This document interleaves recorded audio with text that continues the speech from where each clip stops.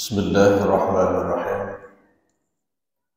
Assalamualaikum warahmatullahi wabarakatuh.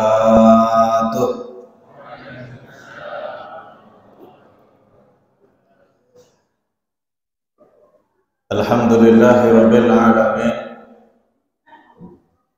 Wassalatu wassalamu ala asyrafil mursalin nabiyyina wa maulana Muhammadin wa ala alihi wa sahbihi ajma'in, amma ba'd. Yang kita hormati Direktur Lembaga Pendidikan Islam Terpadu Harapan Umat Pak Joko Prianto SPD, serta seluruh bidang di LPIT, Bapak Ibu guru yang hadir, terkhusus yang kami muliakan Bapak Ibu wali murid di Sekolah Islam Terpadu Harapan Umat Purbalingga. Sami sehat nggih Bapak Ibu. Kalimat syukur kita sampaikan kehadirat Allah melalui ucapan zikir alhamdulillah. Demikian pula salawat dan salam kita sampaikan ke Rasul yang kita cintai, baginda Nabi besar Muhammad sallallahu alaihi wasallam. Bapak Ibu, di pagi hari ini kita akan wisata religi, napak tilas kehidupan baginda Nabi Muhammad sallallahu alaihi wasallam. Kalau Bapak Ibu diajukan sebuah pertanyaan, cintakah Bapak Ibu kepada Rasul? Jawaban kita insya Allah cinta nih Bapak Ibu. Bapak Ibu cinta kepada Rasul? Mahabbatun Nabiyyi Muhammadin sallallahu alaihi wasallam minal iman. Cinta Nabi itu bagian dari iman. Bahkan para ulama menyebut cinta Nabi itu hukumnya fardu, wajib. Ma'asyiral mukminin yang Allah muliakan, pertemuan kita di pagi hari ini dalam rangka menambah rasa cinta kita kepada baginda Nabi Muhammad sallallahu alaihi wasallam dalam sebuah tema yang kita ambil, sirah parenting. Tentu saja sirah parenting adalah hal-hal yang berkenaan bagaimana Rasul membangun dan mendidik, mendidik dan menumbuhkan kesertaan beliau beserta para anak-anak tercintanya. Maka kita ambil satu bagian dari kehidupan beliau, satu tema kecil saja, bagaimana bentuk sayangnya Nabi Muhammad sallallahu alaihi wasallam kepada anak-anak. Bapak Ibu, di dunia ini sepertinya tidak ada orang yang lebih sibuk daripada Rasul. Wonten apa mboten Bapak Ibu? Atau ada pertanyaan, apakah ada orang hidup di dunia ini yang cobaannya lebih berat ketimbang Nabi Muhammad sallallahu alaihi wasallam? Telah ditetapkan bahwa manusia yang paling berat cobaan hidupnya adalah para nabi dan rasul. Orang yang paling sibuk pun nabi dan rasul, yaitu baginda tercinta Nabi Muhammad sallallahu alaihi wasallam. Namun rasul itu beda Bapak Ibu. Kalau kita manusia biasa, semakin sibuk kita kadang-kadang mempengaruhi hubungan kita dengan anak-anak. Ada ujian yang Allah berikan dalam hidup kita mempengaruhi hubungan kita dengan anak-anak. Misal Bapak Ibu anggar kerja nang kantor dilalah ana masalah.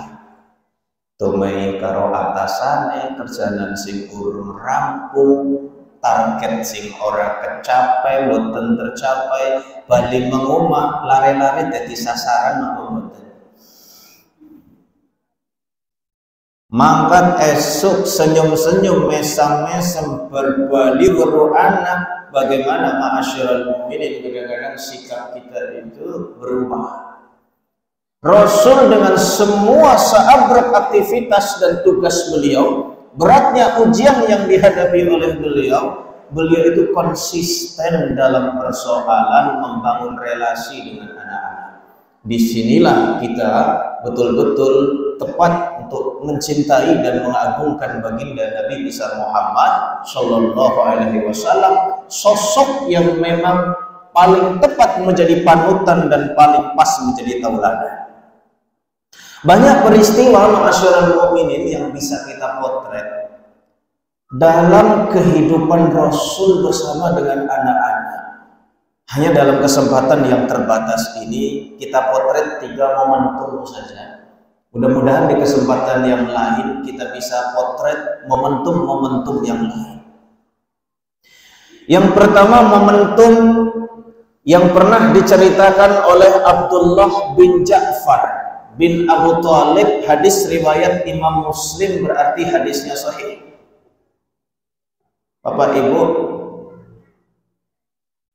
bagian yang pertama ini kita akan melihat bahwa Rasul itu memang punya perhatian kepada anak-anak, tapi perhatian dalam bentuk kasih sayang. Beliau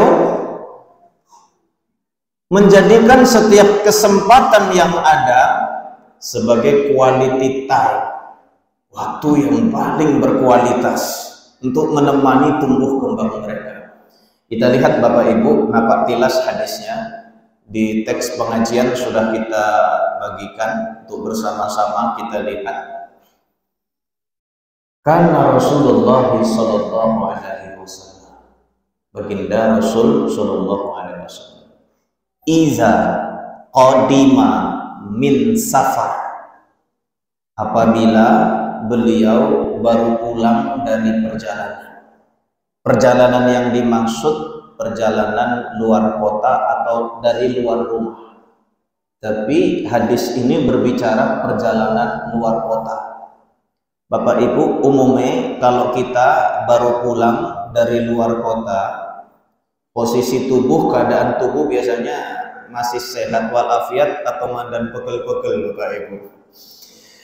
Ya kalau jenengan tugas teng Semarang, Jakarta, nopo teng Medan misalkan, pulang ke rumah pasti dalam posisi tubuh yang lelah.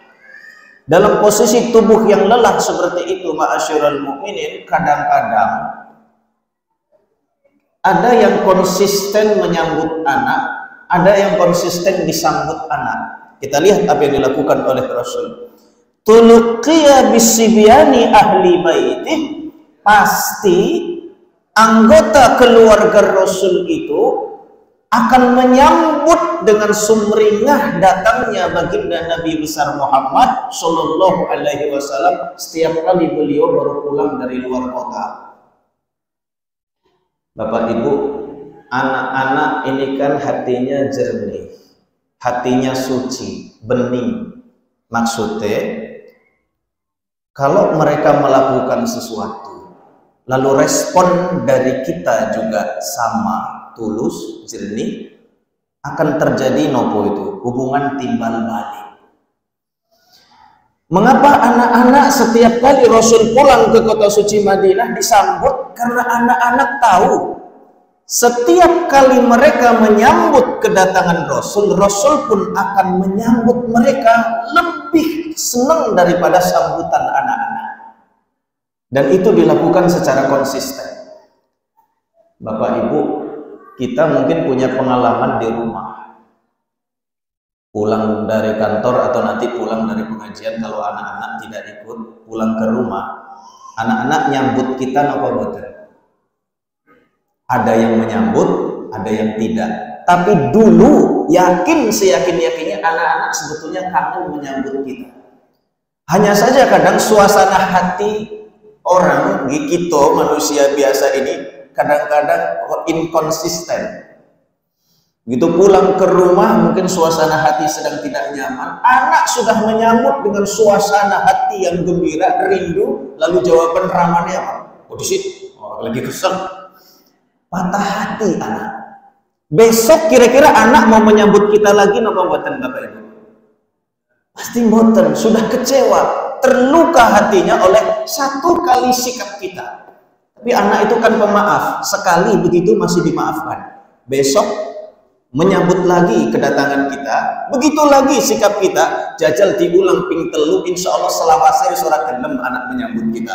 Masa bodoh bapak dan ibu datang, yang penting sesuai dengan keinginan anak masing-masing. Beda dengan apa yang dilakukan oleh baginda Nabi besar Muhammad Shallallahu Alaihi Wasallam. Rasul, manusia tersibuk di dunia ini.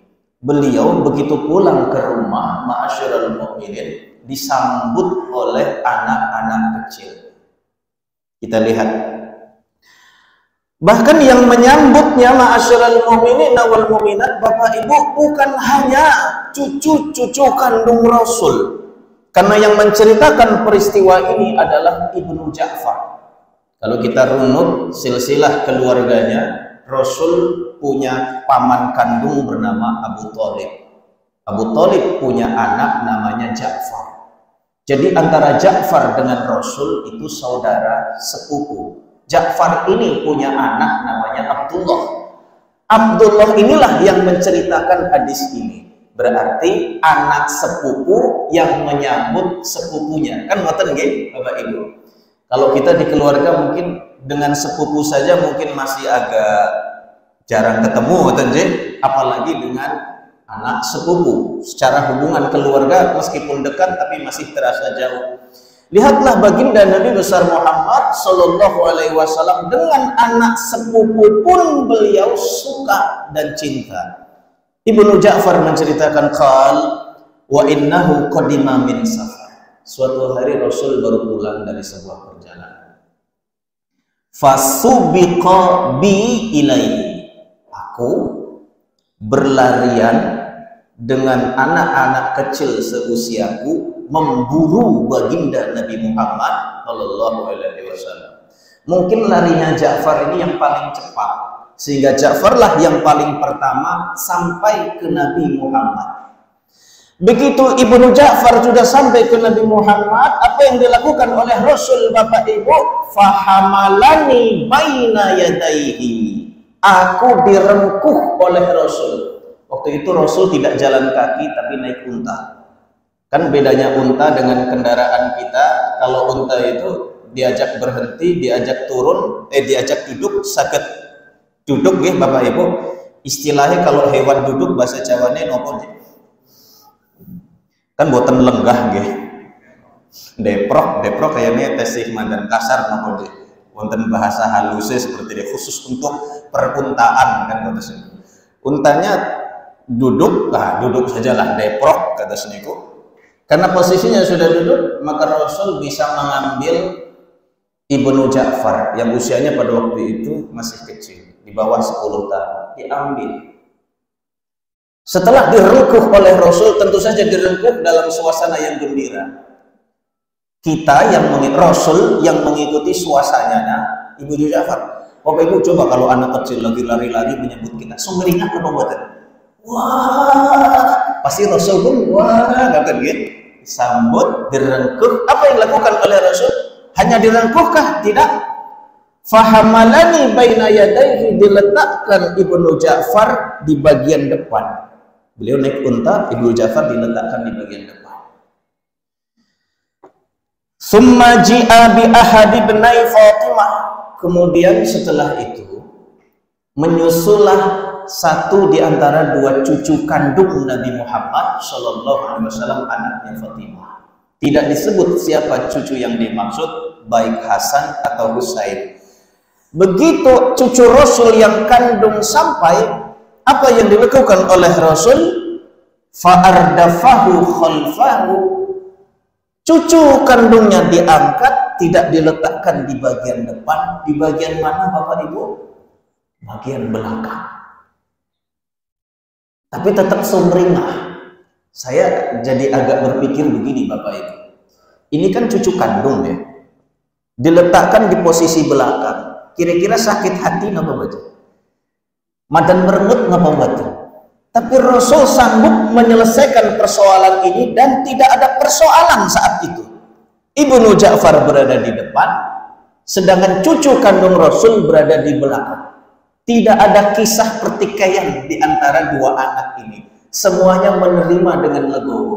Berarti hebatnya baginda Nabi Muhammad Shallallahu Alaihi Wasallam dalam mendamaikan dan mencari solusi.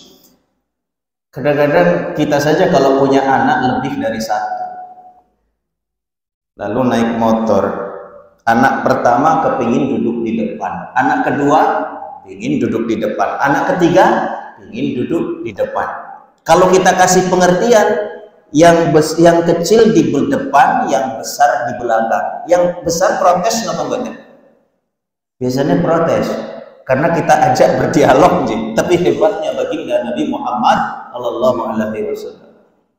Qala, bukti bahwa tidak terjadi apa-apa ma'asyiral mukminin, karena Ibnu Ja'far kemudian mengatakan fa'udkhilnal Madinah salasan ala dabah.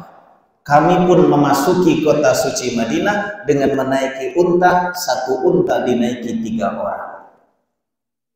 Kadang-kadang kalau ada yang nyeleneh Bapak Ibu, hadis ini kadang dijadikan dalil. Berarti satu unta boleh dinaiki 3 orang. 3 orang pripun? Angga satu unta dinaiki 3 orang kapoten apa boten? Tentu yang dimaksud dalam hadis ini adalah bentuk perhatian baginda Nabi Muhammad Shallallahu Alaihi Wasallam dalam situasi kondisi tubuh seletih dan secapek apapun, Rasul tetap konsisten untuk membangun hubungan yang harmonis, suasana yang bahagia, senang dengan anak-anak. Bapak Ibu yang Allah muliakan, kalau sudah begini, tambah cinta tidak kita kepada Rasul, Bapak Ibu? Kadang-kadang kita pun semacam bisa melakukan introspeksi, Bapak Ibu. Kadang anak-anak, mengapa banyak kasus anak tumbuh berkembang, kadang-kadang psikisnya itu mengalami trauma karena pada persoalan-persoalan yang seperti ini. Seringkali kadang-kadang sering dibentak nih Bapak Ibu. Kita tidak pernah melihat Rasul melakukan itu, luar biasa. Bapak Ibu yang Allah muliakan, kita lanjut momentum kedua yang kita potret dari apa yang terjadi pada baginda Nabi besar Muhammad Sallallahu Alaihi Wasallam. Momentum yang kedua ini Bapak Ibu terjadi pada saat sholat. Rasul saat sholat sekalipun tidak mengurangi bentuk kasih sayang beliau terhadap anak-anak. Ini ngapunten, kadang kita pulangkan ke diri kita mawon gitu. Kalau kita sholat dan kita masih punya anak kecil, posisi apa yang paling disukai oleh anak kita? Pasti jawabannya sujud nggih. Jajal baik, tidak ibu, tidak bapak. Kalau kita pas sholat di rumah, sujud. Anak kita usia balita di bawah 5 tahun. Jangankan di bawah 5 tahun, di atas 5 tahun pun kadang-kadang ada yang masih suka. Apa yang mereka lakukan Bapak Ibu? Prosotan. Kalau nggak prosotan ya kadang leher kita dinaiki. Seberapa sabar kita bersama dengan keceriaan anak-anak di punggung kita saat sholat. Kita nunggu anak kita selesai atau kita yang menaik langsung Bapak Ibu biasanya. Kadang-kadang kalau ukuran kita manusia biasa, kita yang naik langsung kan. Kita lihat peristiwa yang pernah terjadi pada diri Nabi Muhammad Sallallahu Alaihi Wasallam. Hadis ini diceritakan oleh Shaddad bin Al-Hadi. Hadis riwayat Imam Nasai, hadisnya sahih. Shaddad menceritakan kharaja alaina Rasulullah sallallahu alaihi wasallam fi ihda salatal isya. Rasul datang kepada kami pada waktu sholat di malam hari. Isya dalam bahasa Arab artinya, dalam bahasa Indonesia artinya malam hari. Sehingga tidak disebutkan sholat yang mana yang dimaksud, apakah sholat maghrib atau sholat isya. Yang penting di antara dua waktu sholat tersebut. Wa huwa hamilun hasanan au husainan. Rasul waktu itu dilihat oleh Syaddad membawa satu di antara dua cucunya. Cuman Syaddad sebagai seorang yang menjelaskan hadis ini tidak yakin yang dibawa itu Hasan atau Husain. Tentu saja karena mungkin jarak antara posisi Syaddad dengan Rasul tidak terlalu dekat. Yang kedua, sebab usia antara Hasan dan Husain hanya beda 2 tahun. Sayyidina Hasan lahir 2 tahun lebih dahulu daripada Sayyidina Husain. Bapak Ibu, kita punya anak usianya hanya terpaut 2 tahun, kira-kira bisa bedain dulu. Agak-agak beda, tidak terlalu jauh, apalagi mirip antara Sayyidina Hasan dan Sayyidina Husain. Sehingga sahabat mulia Syaddad tidak berani memastikan bahwa yang dibawa itu Hasan atau Husain. Hanya yang bisa kita ambil pelajaran ma'asyiral mukminin, akan sholat pun Rasul tetap menggendong cucunya. Fawada'ahu, lalu Rasul meletakkan Hasan, meletakkan cucunya. Jadi ketika akan bertakbir, Rasul begitu sampai di posisi imam, beliau tidak membawa Hasan ketika berimam. Kita lihat hadisnya, summa kabbara lis-salati fa shalla. Jadi Rasul ketika sebelum takbir diletakkan anaknya yang kecil itu, cucunya tersebut di bawah. Namun ini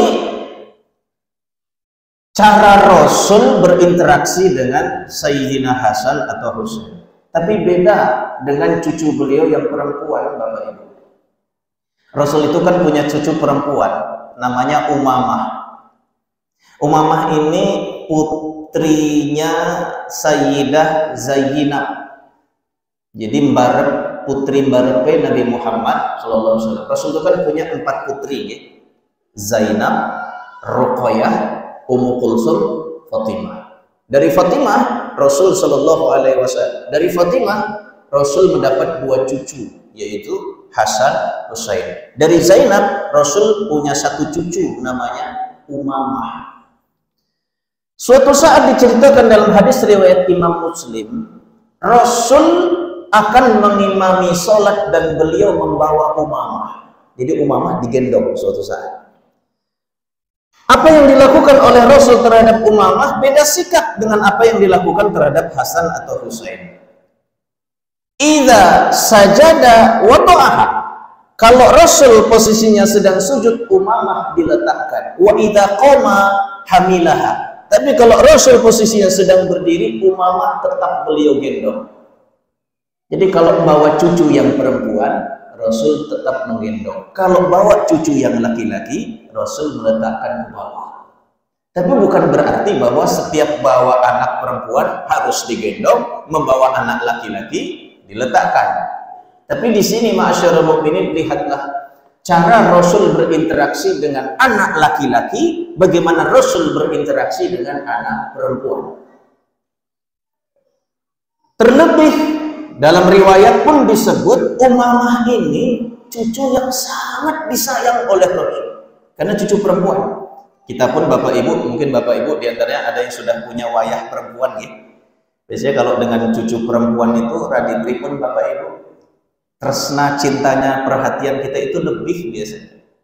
Bapak Ibu yang Allah muliakan, suatu saat Raja Najasyi, ya Raja Ethiopia itu, yang dia Muslim tapi tidak mengungkapkan keislamannya secara terang-terangan, mengirim hadiah kepada Rasul gelang emas, kalung emas.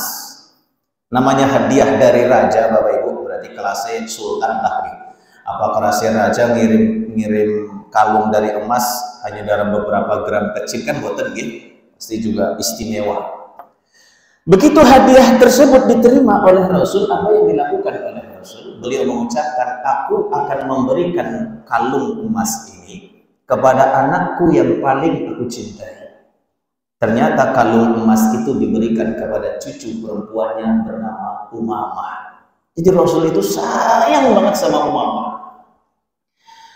Karena tahu bahwa Rasul sayang kepada Umamah, putri beliau Fatimah radhiyallahu anha, berarti ini bibinya Umamah. Saat beliau akan wafat, jadi Rasul itu wafat usia 63, 6 bulan setelah Rasul wafat, wafatlah Fatimah. Sebelum wafat, Fatimah berwasiat kepada suaminya Ali bin Abi Thalib. Apa wasiat Fatimah, Bapak Ibu? Wahai suamiku, sudah dekat ajalku, tapi aku tidak ingin membiarkanmu setelah aku wafat dalam keadaan tidak punya istri. Bolehkah aku berwasiat agar setelah nanti apabila aku wafat, aku yang memilihkan istri untukmu? Bapak Ibu, ternyata yang dipilihkan oleh Fatimah bukanlah orang jauh. Yang dipilih oleh Fatimah adalah cucu yang paling dicintai oleh baginda Nabi besar Muhammad sallallahu alaihi wasallam, sehingga sebelum Fatimah wafat beliau berwasiat, wahai suamiku, jika aku wafat nikahilah Umamah. Ma'asyiral mukminin yang dimuliakan oleh Allah.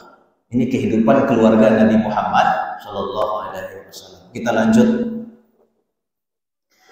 Fasajada baina zuhranai salatihi sajdatan atalaha.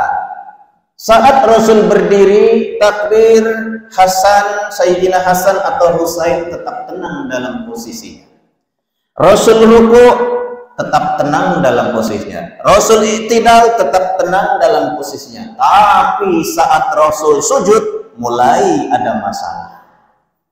Apa yang terjadi Bapak Ibu?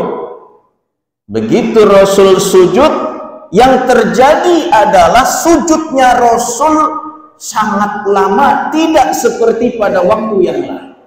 Semua teman ganggu sangat sujudnya Rasul. Karena saking lamanya para sahabat sebetulnya sedang tidak nyaman gitu. Maksudnya tidak nyaman, maksudnya kok sujudnya lama ya. Tapi tidak ada sahabat waktu itu yang berani mandan sedikit nopo niku, sedikit agak aneh. Hanya sahabat Syaddad inilah yang agak aneh, Bapak Ibu. Bapak Ibu, kalau kita sholat berjamaah ada imam, imamnya suwe banget sujudnya. Kira-kira kalau kita bangun duluan melihat kondisi imam, batal enggak sholat kita? Kok imamnya suwe temen, dia jadal tangi tiset nendang imamnya lagi ngapa kan? Inilah yang dilakukan oleh Syaddad. Tapi jangan diketahui Syaddad, karena beliau ahli surga, pasti masuk surga. Jadi sholatnya yang seperti ini dimaafkan karena meriwayatkan hadis.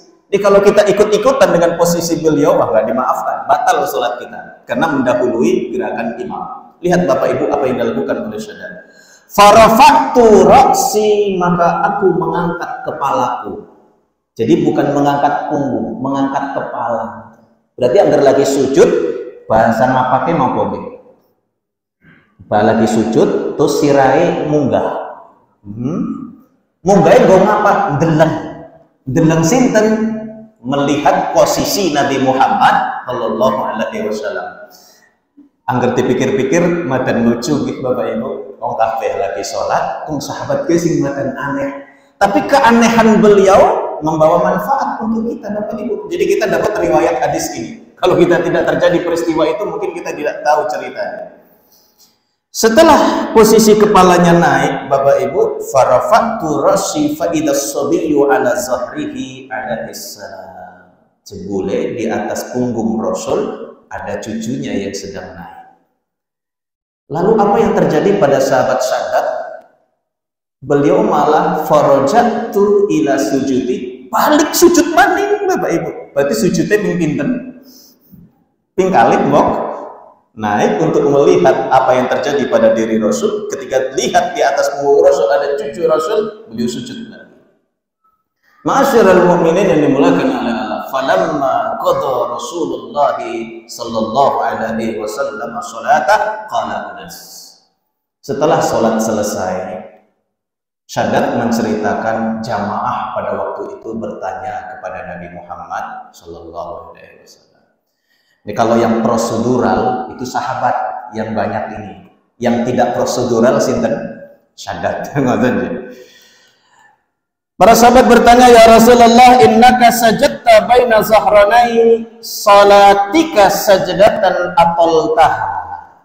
Ya Rasul, kami merasakan engkau sujud terlalu lama atau tidak pada tempo yang biasanya. Hatta zonanna, sehingga kami yakin seyakin-yakinnya annahu qad hadasa amr, pasti telah terjadi sesuatu. Au annahu yuha ilaik, atau barangkali wahyu sedang turun. Apa jawaban baginda Nabi Muhammad sallallahu alaihi wasallam? Jawaban Rasul, Bapak Ibu, beliau mengatakan kullu dzalika lam yakun, tidak terjadi apa-apa. Jadi dalam pandangan Rasul, peristiwa Hasan atau Husain naik ke atas punggung Nabi Muhammad sallallahu alaihi wasallam itu bukan suatu persoalan. Sehingga Rasul mengatakan walakinna ibni, hanya saja putraku. Bapak Ibu, Rasul itu tidak membedakan anak kandung dengan cucu kandung. Malah dalam bahasa Arab secara khusus sebetulnya tidak disebut cucu kandung itu dengan sebutkan kata cucu. Kalau kita kan bahasa Jawa wonten wayah nggih. Wayah. Kalau untuk anak kita nggih tidak kita sebut wayah. Tapi Rasul sallallahu alaihi wasallam dan adat Arab tradisi pada waktu itu pun menyebut cucu itu lebih daripada anak. Maka Rasul mengatakan ibni, anakku. Ini Rasul ingin menjelaskan bahwa kasih sayang Rasul kepada Hasan atau Husain melebihi kasih sayang beliau terhadap putra putri beliau sendiri. Ini yang menjadi dalil Bapak Ibu kenapa kakek dan nenek umumnya lebih sayang kepada cucu ketimbang putrane dewek. Anggar seminggu mboten rawuh nggih, tidak pulang datang, biasanya yang ditanyakan sinten Bapak Ibu? Pasti wayahe. Kayak keprive kabare putuku. Anaknya ora ditakon keprive kabare. Apa Ibu wajar karena memang begitulah apa yang terjadi dalam fitrah kita sebagai manusia. Walakinna ibni irtahalani, hanya saja putraku ini, irtahala dalam bahasa Arab itu naik bermain-main di atas punggung. Ini juga kata rihlah. Rihlah itu tamasya, rekreasi juga diambil dari kata ini, rihlah.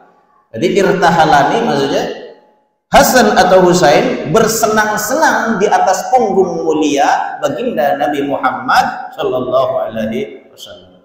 Ini kan sebaik-baik tunggangan gitu Bapak Ibu.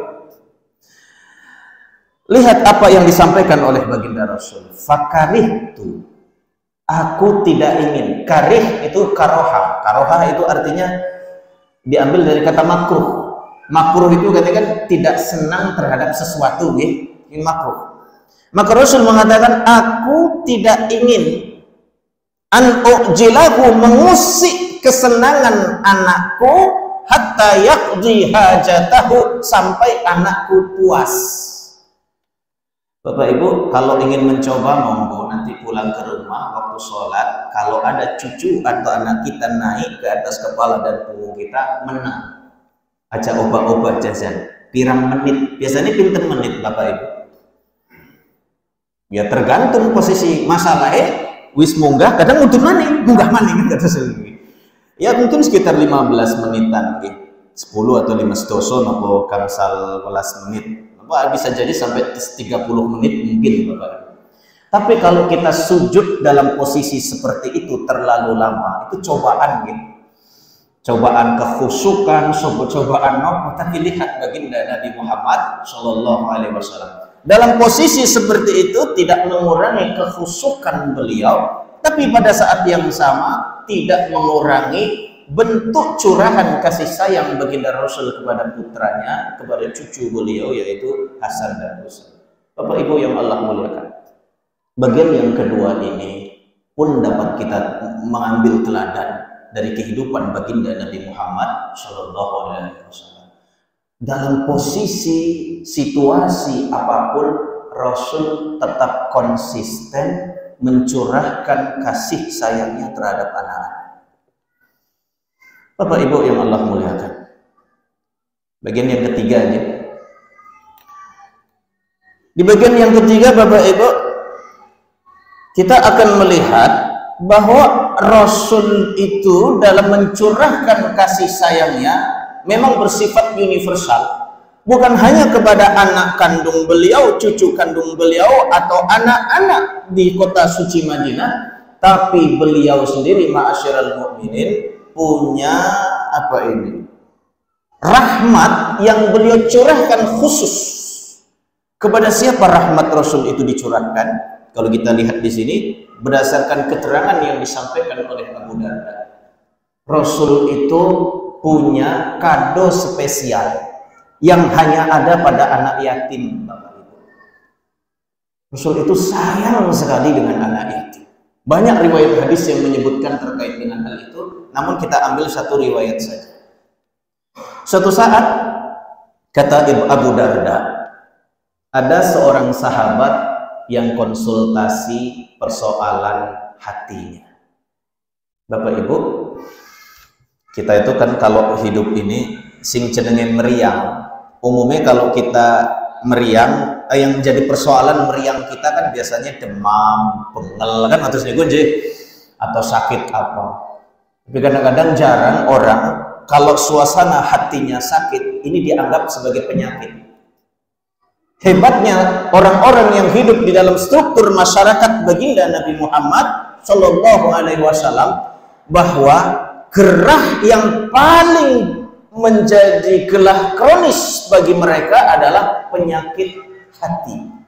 Penyakit hati itu maksudnya Bapak Ibu, hati yang keras. Kita lihat.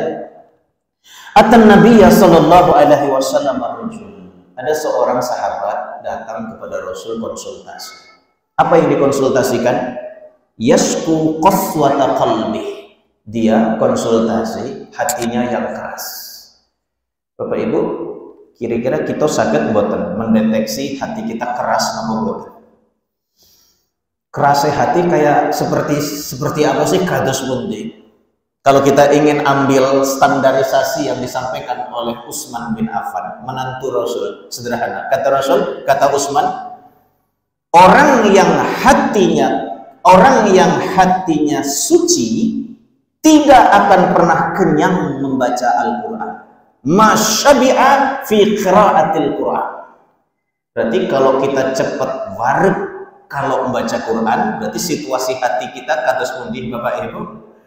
Sederhana. Jadi kalau kita baca Quran, baca setengah juz, teneng kepriwe, matan arif, nguap dan sebagainya. Tapi enggak baca WA kepripun Bapak Ibu. Enggak nonton YouTube, dalam maning saniki nggih. Saya pikir dulu TikTok itu hanya untuk anak-anak muda. Jebule siki nini-nini ya TikTokan. Kaki-kaki TikTokan. Malah TikTokan karo putune dhewe. Deleng TikTokan bareng karo putune. Angger TikTokan bareng karo putune arep sejam, 2 jam, 3 jam seneng ora muda. Tapi tahu napa mboten kakine baca Quran karo putune 3 jam. Bakar Melayu putune. Aja maning baca Quran, Ustaz. Mikon dikongkon jagong 5 menit baca Iqra apa qiraati wis kepriwe Bapak Ibu? Kial. Allahu Akbar. Bapak Ibu yang Allah muliakan. Berarti sederhana sebetulnya.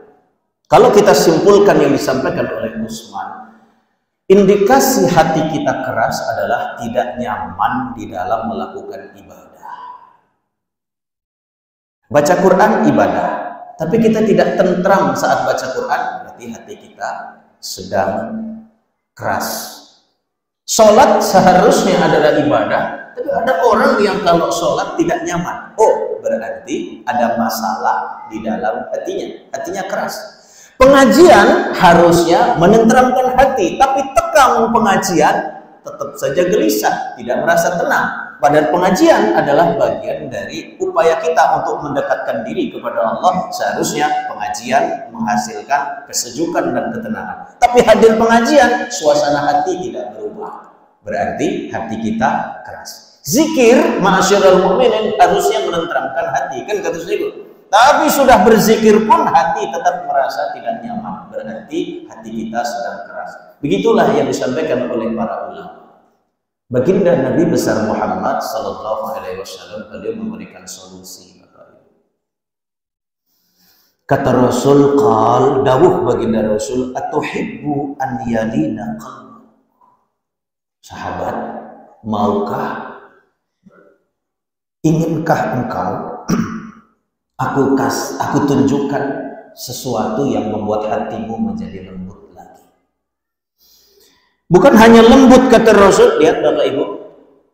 Rasul sebagai seorang pemimpin tahu terkait akar masalah, bahwa kadang-kadang kerasnya hati itu karena ada hajat dan keinginan kita yang tidak terpenuhi.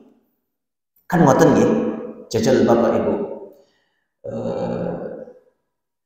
kudune sampun gajian misalkan nggih, tapi dereng gajian, perasaannya pripun?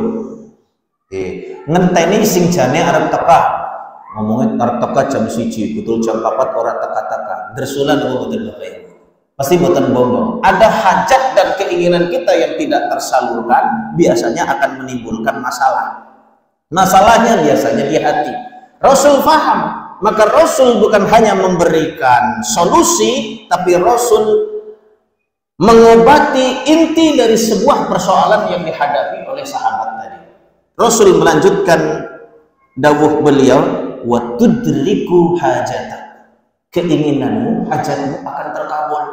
Bagi Rasul memberikan dua tip, memberikan dua riwet, dan dua riwet ini hati kita akan lembut dan hajat serta keperluan hidup kita akan terpenuhi ma'asyiral mukminin jika kita lihat. Kata Rasul ada 3 hal yang perlu dilakukan. Irhamil yatim, wamsah ra'sahu, wa at'imhu min ta'amik. 3 Bapak Ibu. Sayangi anak yatim, usap kepala anak yatim, beri anak yatim makanan yang engkau makan. 3 Bapak Ibu. Kalau 3 syarat ini kita lakukan, sayangi anak yatim, usap kepalanya, beri dia makan seenak makanan yang kita makan. Misalkan kita lagi makan di sebuah rumah makan, lagi makan enak banget, langsung kelingan sama anak yatim, bungkus setosok, misalkan, atau bungkus 50 langsung, kenapa? Kelingan dengan anak yatim, bungkus. Kita datang ke panti asuhan atau ke tempat mana yang ada anak yatim, begitu sampai buncahkan rasa sayang itu dalam wajah yang sumringah, usap kepalanya, beri makanan yang kita makan. Apa janji baginda Nabi besar Muhammad Shallallahu Alaihi Wasallam? Dalam bahasa Arab ini bentuknya pasti, yalin, karena disukunkan huruf nunnya. Kalau disukunkan huruf nunnya, bahasa Arabnya niscaya, pasti. Bapak Ibu yakin apa boten dengan dawuh baginda Rasul? Insya Allah sebagai seorang Muslim kita yakin 1000%. Kalau kita sayang dengan anak yatim, kita usap kepalanya, lalu kita beri makanan seenak yang kita makan, yalin qalbaka, kata Rasul, hatimu pasti akan lembut. Wa tudrik hajataka, keinginanmu akan terkabul. Bapak Ibu, beberapa waktu yang lalu ada teman yang WA ke kami, Ustaz, saya punya nazar. Nazarnya apa? Kalau saya keterima sebagai titik-titik, maka saya akan mendonasikan sebagian gaji saya untuk anak yatim. Ternyata Bapak Ibu terkabul yang diinginkan. Akhirnya pertanyaannya, apakah anak yatim tersebut, anak yatim yang dimaksud di dalam nazar saya, anak yatim semua anak yatim atau anak yatim di tempat tertentu? Saya sampaikan tergantung nazar jenengan. Kalau di nazar itu jenengan sudah sampaikan, saya jika keterima sebagai titik-titik, saya akan mendonasikan sebagian dari gaji saya kepada anak yatim. Di dalam bayangan kita mungkin sudah ada gitu, anak yatim di mana? berarti anak yatim yang disitulah. Akhirnya beberapa waktu yang lalu beliau telah realisasikan nazar tersebut. Allahu Akbar. Ma'asyiral mukminin yang dimuliakan oleh Allah Subhanahu wa taala. Berarti kalau kita ingin mencari rahmatnya baginda Rasul, tidak jauh-jauh. Rahmatnya Rasul ada pada anak yatim. Kenapa Rasul memberikan rahmat kepada anak yatim? Karena Rasul konsisten menyayangi anak-anak. Bukan maksudnya Bapak Ibu ada udang di balik batu. Kan ngoten nggih? Anu si anak kebutuhan dia, aku kepengen apa? Boleh anak yatim. Kan begitu. Maksudnya bukan ketika kita ada keperluan lalu kita datangi anak yatim, atau kita ada sesuatu yang kita inginkan lalu kita datangi anak yatim. Sebenarnya inti persoalannya kan bukan di situ. Inti persoalannya adalah seperti Rasul menyayangi anak yatim, kita pun menyayangi anak yatim. Seperti Rasul menyayangi anak-anak, maka kita pun menyayangi anak-anak, terlebih-lebih anak tersebut dalam posisi sebagai anak yatim atau piatu. Ma'asyiral mukminin, 3 peristiwa ini yang kita potret di dalam sejarah sesungguhnya menyimpulkan satu kalimat besar yang menjadi judul bagi kita adalah sirah sayangnya Rasul kepada anak-anak. Ma'asyiral mukminin yang dimuliakan oleh Allah, sudah hampir 40 menit kita sampaikan materi di pagi hari ini. Barangkali ini saja ya Bapak Ibu yang bisa kami sampaikan pada pertemuan kali ini. Apabila ada diskusi dan yang lain hal, kita bisa sambung. Kami kembalikan kepada Pak Monibullah SE sebagai pembawa acara. Billahi taufiq wal hidayah. Assalamualaikum warahmatullahi wabarakatuh.